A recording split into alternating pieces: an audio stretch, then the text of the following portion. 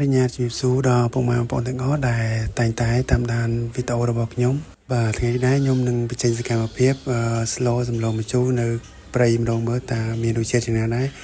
សូមកុំភ្លេចពុកម៉ែបងប្អូនតាមដានវីដេអូនេះទាំងអស់គ្នានេះជាចុងភៅដែលឯកប្រចាំភូមិស្រុករបស់ខ្ញុំគាត់ជំនាញខាង slow ហើយគាត់ជា slow ឆ្ងាញ់មែនតើបាទដោយបងប្អូនឃើញនៅក្នុងវីដេអូនឹងស្រាប់សូម្បីតែឆ្នាំងក៏គ្មានដែរគឺថាយកកធនមក slow តែម្ដងបាទ